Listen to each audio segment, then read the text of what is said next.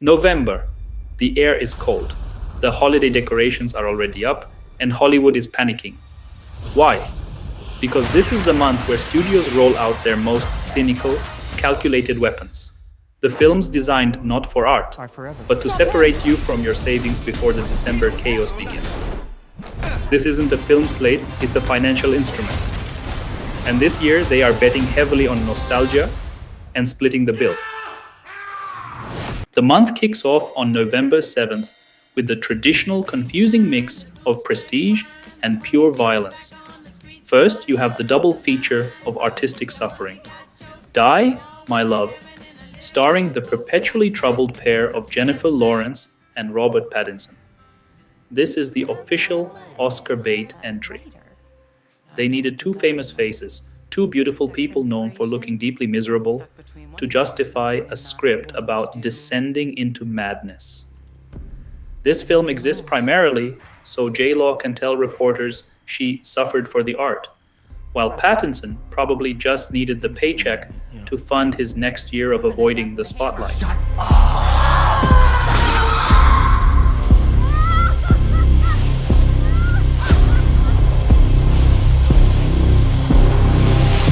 Right next to that prestige misery, you get Guillermo del Toro's Frankenstein, a cinematic event, right?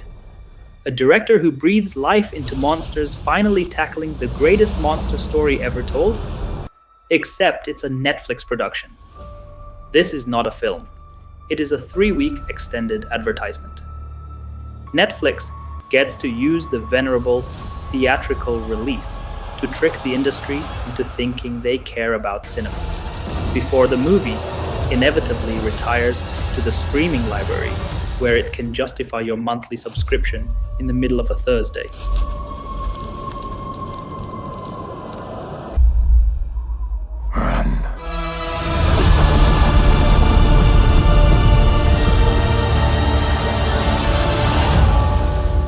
And finally, on the same day, they dust off the Running Man reboot. When faced with the challenge of a compelling original idea, studios always default to the cheapest option, remaking an existing mid-tier Schwarzenegger property. It's the ultimate cynical calculus. Less risk, guaranteed built-in recognition, and zero need for actual creative risk.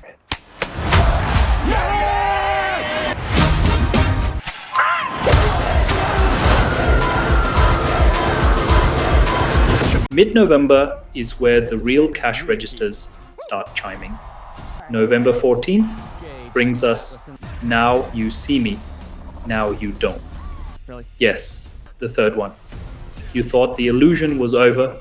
You thought the actors might have moved on to projects with artistic merit? Absolutely not. This franchise is a testament to the Hollywood contract. As long as the supporting cast is contractually obligated, and the franchise name has some vague value, they will continue to produce increasingly convoluted plot devices involving playing cards and stage lights.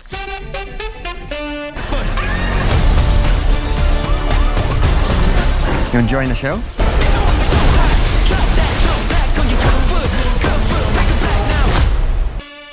Sesame. No. But the real insult to your intelligence arrives on November 21st. Wicked for Good. This is the second half of the massive musical adaptation.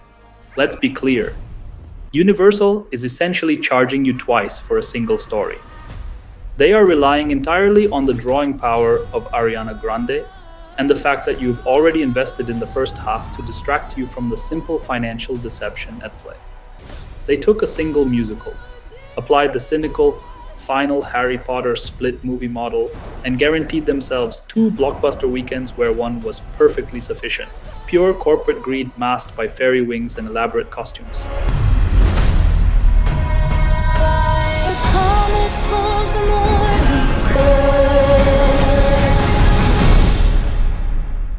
The month concludes with a traditional Thanksgiving push, where studios prey on the captive family audience. November 26th is headlined by Zootopia 2. Disney's strategy here is so simple, it's brilliant. Release an animated sequel during the only weekend guaranteed to draw multi-generational traffic. They don't need to be good, They just need to be available. It's a guaranteed $1 billion globally. Because if you are a parent or guardian, you have no choice. Disney is just printing money by trapping the family audience.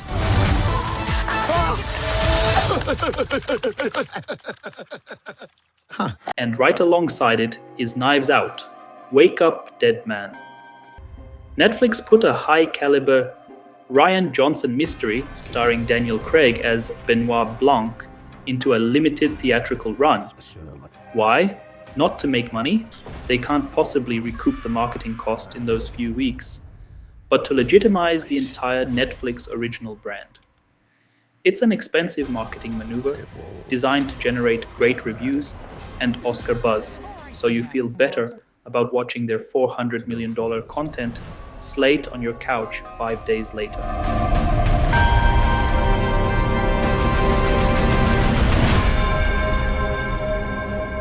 So, what did we actually witness? Not a celebration of cinema, but a brutal, strategic carve-up of the holiday market. We have the Oscar hopefuls hoping for critical praise, the sequels hoping for contractual fulfillment, and the streaming giants hoping to trick you into a subscription before Christmas. The real winner in November isn't the movie that tells the best story. It's the one that manages to squeeze the most money out of your wallet before you realize you're watching a 2-part musical or a 4-day theatrical advertisement. Thanks for watching, and try not to buy too many tickets. Stay cynical.